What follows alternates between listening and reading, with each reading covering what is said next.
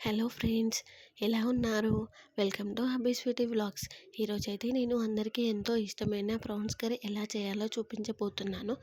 దానికోసం అయితే నేను ముందుగా ప్రాన్స్ని ఉప్పు అండ్ పసుపు వేసి మంచిగా కడిగి పక్కన పెట్టుకున్నాను. తర్వాత నేను స్టవ్ వెలిగించుకొని దానిపైన ఒక గిన్నె పెట్టుకున్నాను. అందులోనే నేను ముందుగా కడిగి పెట్టుకున్న ప్రాన్స్ని అయితే వేసుకుంటున్నాను. దీంట్లో నేను ఎలాంటి వాటర్ అనేది యాడ్ చేయడం లేదండి.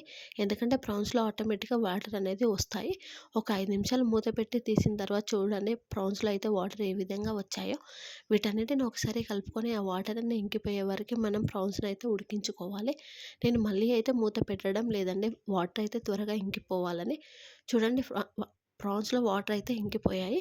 ఇప్పుడు నేను స్టవ్ ఆఫ్ చేసుకొని ఈ ప్రాన్స్ అన్నిటిని వేరే బౌల్లోకి ట్రాన్స్ఫర్ చేసుకుంటున్నాను. ఇలా మనం ట్రాన్స్ఫర్ చేసుకున్న ప్రాన్స్ అన్నిటిని మాత్రం కొద్దిసేపు పక్కన పెట్టేసుకోవాలి. తర్వాత నేను స్టవ్ వెలిగించుకొని దానిపై ఒక కడాయి పెట్టుకొని అందులో 2 టేబుల్ స్పూన్ వరకు ఆయిల్ అయితే వేసుకున్నాను. ఆయిల్ కొంచెం వేడెక్కిన తర్వాత అందులో నేను ముందుగా తరిగి పెట్టుకున్న ఉల్లిపాయలను అయితే వేసుకున్నానండి. సో ఇక్కడైతే నేను 2 పెద్ద సైజు ఉల్లిపాయలను అయితే తీసుకున్నాను. నేను ఇక్కడ 1 కేజీ ప్రాన్స్ని అయితే తీసుకున్నానండి. అవి క్లీన్ చేయగా హాఫ్ కేజీ ప్రాన్స్ అయితే వచ్చాయి. అందులోనే నేను ఒక 3 చిన్న సైజు టమాటాలని కట్ చేసి వేసుకుంటున్నాను. ఇప్పుడు టమాటాను ఆనియన్స్ని అయితే మంచిగా కలుపుకోవాలండి ఒకసారి. సో ఇలా కలుపుకున్న వాటిని కొద్దిసేపు మనం మంచిగా ఉడికించుకోవాలండి. చూడండి, ఈ విధంగా ఉడికితే సరిపోతుంది. ఇప్పుడు మనం స్టవ్ ఆఫ్ చేసుకుని దీన్ని కొద్దిసేపు చల్లారనివ్వాలి.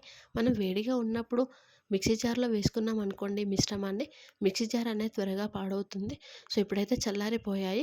నేను చల్లారిపోయిన మిశ్రమాన్ని అయితే మిక్సీ జార్లో తీసుకుంటున్నాను. మనకి ఈ ప్రాన్స్ అయితే ఆరోగ్యానికి చాలా మంచివండి. ఈ ప్రాన్స్లో అయితే విటమిన్ B12 అండ్ E అనేవి ఉంటాయి. ఇవి ఆరోగ్యం మంచిగా ఉండడానికి చాలా ఉపయోగపడతాయి. అంతేకాకుండా ఇందులో ఒమేగా 3 ఫ్యాటీ యాసిడ్స్ ఉండడం వల్ల మన మెదడుకి మంచిగా పనిచేయడానికి, అలాగే గుండె మంచిగా పనిచేయడానికి ఉపయోగపడతాయి. నేను దీంట్లో కొంచెం సాల్ట్ వేసుకొని దీన్ని అయితే మంచి ఫైన్ పేస్ట్ లాగా మిక్సీ చేసుకుంటున్నాను.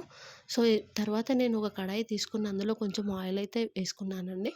సో అందులోనే నేను ఒక 6 పచ్చిమిర్చిని తరిగి వేసుకున్నాను. సో పచ్చిమిర్చి కొద్దిసేపు వేయించుకున్న తర్వాత అందులోనే నేను చిన్న సైజు కట్ చేసి పెట్టుకున్న ఆనియన్ అయితే వేసుకుంటున్నానండి. ఇప్పుడైతే ఆనియన్, పచ్చిమిర్చిని మంచిగా కలుపుకోవాలి.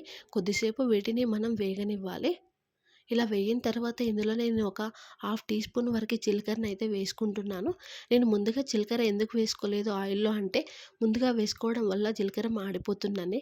అందుకే నేను ఆనియన్, పచ్చిమిర్చి వేసుకున్న తర్వాతనే జీలకర్ర అనేది వేసుకుంటాను. సో ఇప్పుడు ఈ మిశ్రమాన్ని అంతా మంచిగా మనం మగ్గనివ్వాలి. ఇలా మగ్గిన తర్వాత ఇందులోనే ఒక 2 టేబుల్ స్పూన్ వరకు అల్లం పేస్ట్‌ని అయితే వేసుకుంటున్నాను. ఈ అల్లం పేస్ట్ వేసుకున్నప్పుడైతే మనకి స్టవ్ అనేది లో ఫ్లేమ్‌లో ఉండాలండి. లేదంటే అల్లం పేస్ట్ అనేది త్వరగా మాడిపోతుంది. సో వీటన్నిటిని ఒకసారి మంచిగా కలుపుకోవాలండి. ఇలా కలుపుకున్న తర్వాత ఇందులోనే నేను ఒక హాఫ్ టీ స్పూన్ వరకు పసుపునైతే తీసుకుంటున్నాను. సో ఈ పసుపు వేసుకున్న తర్వాత వీటన్నిటిని కొద్దిసేపు వేగనివ్వాలి. మంచిగా కలుపుకొని మనం కొద్దిసేపు వేగనివ్వాలండి. సో అలా వేగిన తర్వాత మనం ముందుగా మిక్సీ చేసి పెట్టుకున్న టమాటో ఆనియన్ పేస్ట్ ఏదైతే ఉందో దాన్ని ఇందులో వేసుకోవాలండి మనం.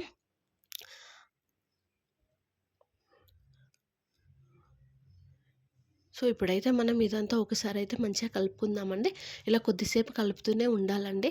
ఇలా కలిపిన దానిని మనం పచ్చివాసన పోయేంత వరకు కొద్దిసేపు ఉడికించుకోవాలండి. ఇలా ఉడికిన తర్వాత ఇందులోనే మనం ఒక టీ స్పూన్ కారం అయితే తీసుకుంటున్నాను. మీరు కారం అయితే ఎక్కువ తినే వాళ్ళైతే ఇంకొంచెం కారమైనా తీసుకోండి. సో తర్వాత నేను రుచికి సరిపడా ఉప్పుని, అలాగే ఇందులోనే ఒక టేబుల్ స్పూన్ వరకు ధనియాల పొడిని, అలాగే హాఫ్ టేబుల్ స్పూన్ వరకు గరం మసాలాని అయితే తీసుకుంటున్నాను. ఇందులో అయితే నేను ఎలాంటి ఫిష్ మసాలా కానీ, ప్రాన్ మసాలా కానీ యూజ్ చేయడం లేదండి. సో వీటన్నిటిని మంచిగా కలుపుకొని కొద్దిసేపు అయితే ఉడికించుకోవాలి. అప్పుడు ఆ ఫ్లేవర్స్ అనేటివి ఆ గ్రేవీలో మంచిగా పడతాయండి. సో ఇది ఇలా కొద్దిసేపు ఉడికించుకున్న తర్వాత ఇందులో నేను ఒక బౌల్ వాటర్ అయితే పోసుకుంటున్నానండి.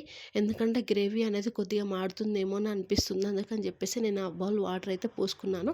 సో వీటన్నిటిని కొద్దిసేపు కలుపుకున్న తర్వాత ఒక 5 నిమిషాల పాటు ఉడికించుకోవాలండి. వాటర్ అనేది కొద్దిసేపు ఇంకిపోతాయి. సో నేను ఇక్కడైతే ఎలాంటి మూత అనేది పెట్టడం లేదండి.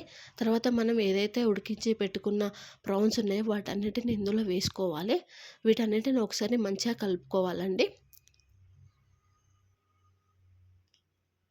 లో ఫ్లేమ్‌లో పెట్టి కొద్దిసేపు ఉడికించుకోవాలండి. అప్పుడు ఆ ఫ్లేవర్స్ అనేటివి ప్రాన్స్‌కి మంచిగా పడతాయండి.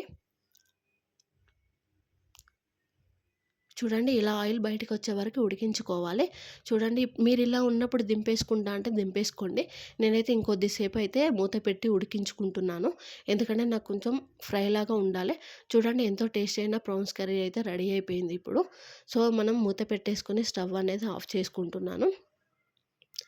ఇప్పుడు ఈ మిశ్రమాన్ని అంతా మనం సర్వింగ్ ప్లేట్‌లోకి తీసుకుందాము. చూడండి చూడ్డానికి ఎంత బావుందో ప్రాన్స్ కర్రీ. ఎంతో టేస్టీ అయిన హెల్తీ అయిన ప్రాన్స్ కర్రీ అయితే రెడీ అయిపోయింది. మీకు నచ్చినట్లయితే లైక్ చేయండి, షేర్ చేయండి, సబ్స్క్రైబ్ చేయండి ఫ్రెండ్స్.